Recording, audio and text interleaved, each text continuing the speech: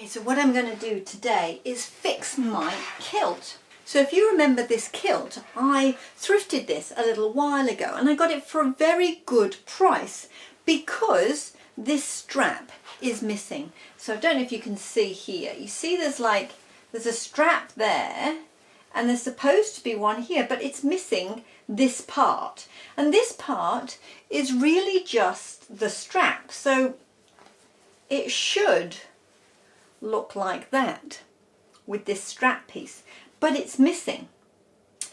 So the cunning plan that I've had is that there's also another strap here at the waist, because you know on a kilt it's got like two bits here and then another bit down there.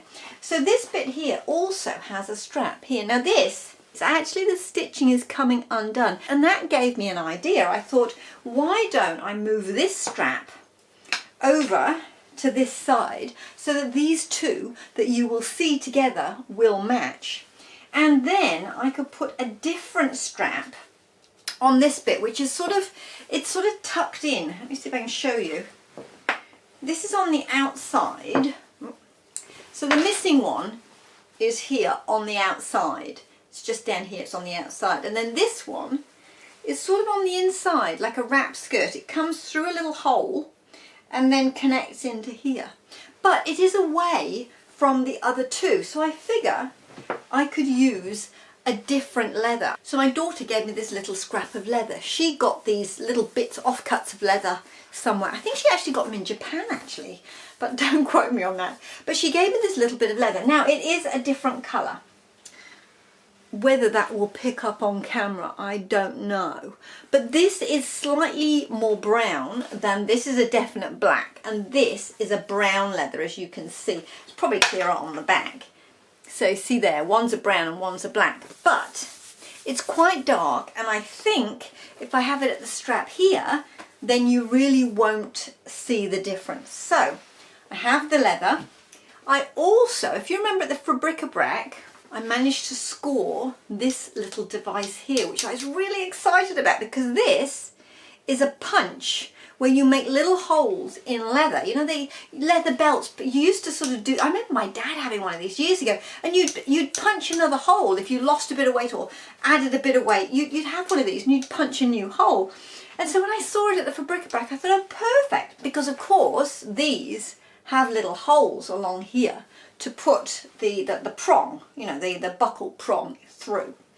So I'm sure there will be one here that is small enough. Oh yeah, some of them are really small. So there will be one there that's small enough, yes there is, to make the hole the right size. So I have everything. The first thing I need to do is remove the strap here that is falling off already. And then I'm going to use it as a template to put on the leather and cut around and cut a new one. Once I've cut a new one, I'm just looking at the way these holes have been made. I do have a bradawl, which I could make the little holes with to put the stitching through, but I'm not sure that that's going to be necessary. I might just try, partly I have loaned it to my daughter, the one that gave me this leather, and so I don't have it on my rack anymore, which is a bit of a pain because I'd forgotten I wanted to do this job. But I might try just poking it through with a needle or something like that and see if I can make the holes that way. Now the catch here, hopefully you'll be able to see this. This one is sort of put into the sort of the waistband, and then this one, I can see that this top stitching along this edge, and that top stitching has come undone just here, which is where it lines up with the buckle. And this edging has actually just been folded over, so it creates a little pocket to put the strap into. So I have a feeling, I mean, I could always, once I get the leather in, I could always do some stitching through. Can you see how this is done? Essentially it just comes in, it comes across, then it comes in for a little bit and back out again, and then the fringes on the bit coming out. So there's a sort of a little pocket in there to put something in. But I could, on the inside here, just really stitch in hard if I needed to, and then also replace this top stitching on the front. So that's my plan. it's a really nice kilt. I mean, look at this label. ClanLaird, made in Scotland. And it's 100% pure wool, made in the United Kingdom, dry clean only. Really pleased with the kilt. I really like the look of it. I tried it on my leather jacket and I think it looks really sort of Vivienne Westwood, and I do like it. I know kilts could seem to be a little bit sort of old lady, but I don't know, I think if you wear it the right way and you wear it with a leather jacket and say some sort of Doc Marten boots or, you know, something like that, I think it can look really cool. So my plan is to make it so it's really cool. And that new cable jumper that I've just finished, made in that sort of beautiful emerald green colour, I actually picked that colour because I thought it would go really nicely with this kilt. So I think the cable jumper, this kilt, leather jacket, Doc Martens, that sort of thing, I think it'll look really cool. So onwards and upwards. It sort of feels like it shouldn't be too hard a job, you know, it sort of feels like it should be easy, but I always say that, don't I? And then it turns out to be a lot more difficult, but I won't know until I try. So let's just crack on. How hard can it be? Probably pretty hard, but I'm going to give it a go because I think it's really worth it. Hopefully you can see that this is all mostly detached. It's only held on by a few threads. So I'm just going to finish off getting this off, and it hopefully should come away pretty easily. There we go, that's come off. Now, might be that those holes will show. I don't know. I'll have to try it out and see. So the next piece is, I have to find this area here where the stitching has come undone. And then hopefully that can just sit in there. Now those holes there, those holes will be slightly visible. Unless actually I trim that down a little bit so that I can use those holes for the top stitching. That might be the way to go. Cutting mat. So, metal rule. Right, so I've got a metal ruler, I've got a scalpel blade, and I'm just going to shave off. Hopefully, if it all goes according to plan, I'm going to shave off a little bit. Now, I need to cut off a bit more, I think. I find it's always best to go a little bit more slowly on these things. Take a little bit off, then take a little bit more. That way, you're not overdoing it. Right, let's try that. Yeah, those holes now I think line up and I can stitch through to fabric. Okay, let's get on with the stitching. Okay, well this is a bit tricky because of course I can't pin it and I don't have any of those fancy clips. I've got a bulldog clip, but that's a bit big, so I don't think that's going to work. There's no other way of doing it. I'm just going to have to figure it out as I go. I found some dark green thread which is sort of close, you know. Do I need to? I'll just do it single, I think. And I think I will try and tack it at the back as well because that one load of stitching I don't think is going to be enough. I've also just found, because of hitting against the light, there is a small hole in the fabric here. You probably can't see it because there's not light behind, but there's a small hole just here in the fabric, tiny. I think what I might do is put a little bit of iron-on interfacing at the back, just to, because you won't see it because of course this is the flap that goes over the fabric behind. So I'll just put some dark interfacing on that just so that it doesn't get any worse, and I might put a couple of little invisible stitches in it just to hold it. But it's not a heavy wear, so I think that should be fine. Yeah, that's always the thing when you get second-hand stuff. You never quite know. There's always surprises along the way. Anyway, let's get this stitched. Might actually need to put some light on in here. It's getting a bit dark. Hold on.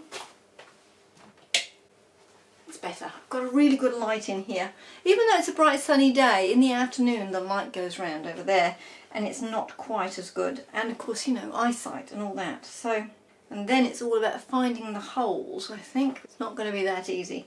I'm going to have to fiddle around with this quite a bit and I'll get back to you when I've made some progress.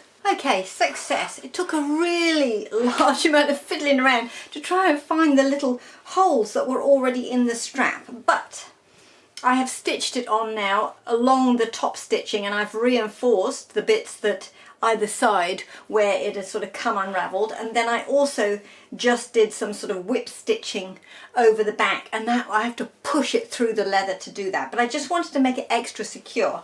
So pleased with that. That is on. Here we go. I have buckled it up, as you can see now, 2 matching buckles. So that's smart. Let's get on with the other one. Oh, you know what I should have done? Didn't think about it. I should have used this to pattern the other thing first. Duh. Oh, well, never mind. I can draw around it now and then add on a bit for the edge to make it long enough, I think. Yeah, I'm going to have to really, aren't I? Right, well, I think I'm going to use the one that came off the top because that clearly is the one that matches.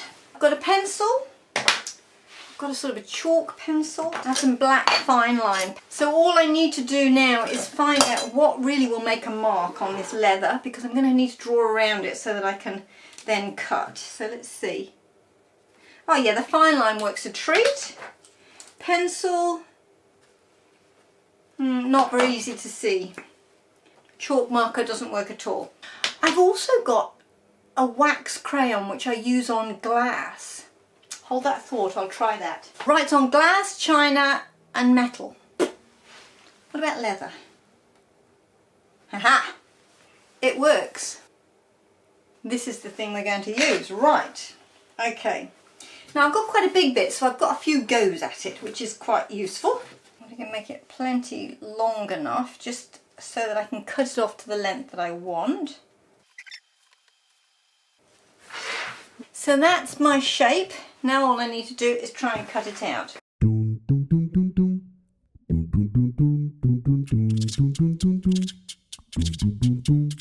Right, it's out.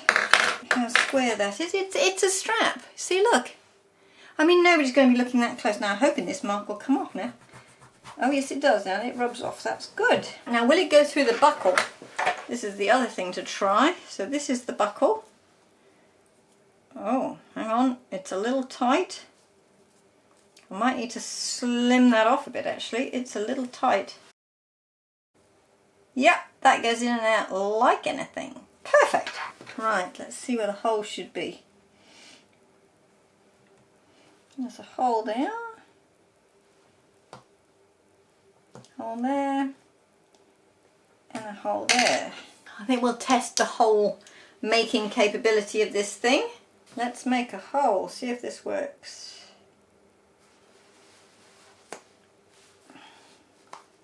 Haha! That's a brilliant thing, that is.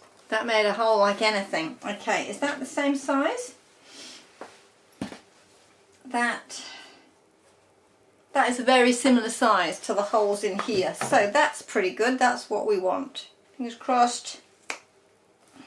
Hole. Perfect. Now, will the buckle thing go through it? Let's try that. Look at that! Ha ha ha ha! It worked! Yay! Okay, great. I need to make the other 2. And then hopefully we can get it on. Now, the trick is to get the others in the same place, isn't it? Or get it in line. 3 holes. I've made a little strap. And it's very, very similar to the other straps. Just like I bought one, I think. Looks very similar. So now I've got to do is figure out how to get this on, back on, to where I took off the other one, which will be here.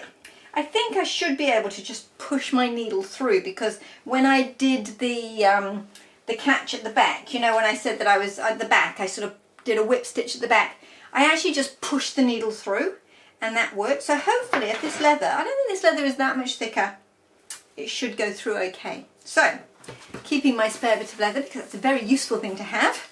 And now, I'll try and stitch it on. So I've made a mark on the straps where I think I want to do the line of stitching. Okay, that worked. Yay! I just ended up forcing it through, using a thimble and using a double thread, and it worked. So here we go. Now, it is a bit different. Not a lot. I think you'd be hard pressed to tell that that is a different colour to that. And of course these two now match, which is perfect. Now here you can, obviously this buckle covers up the leather underneath. So if you looked at the two leathers together, you would see that that is a different coloured leather to that, but I don't think you're going to. Plus this is on my waist, so you know, there's jumpers and tucking and jackets and all sorts. So, but because it covers over the leather with the strap, I don't think you really notice it. And I don't think that you can see the difference between this buckle and this buckle because they are further away. I think if I'd put it here, you would be able to see the difference. But I think by moving this one over here and putting a different one here, it has worked.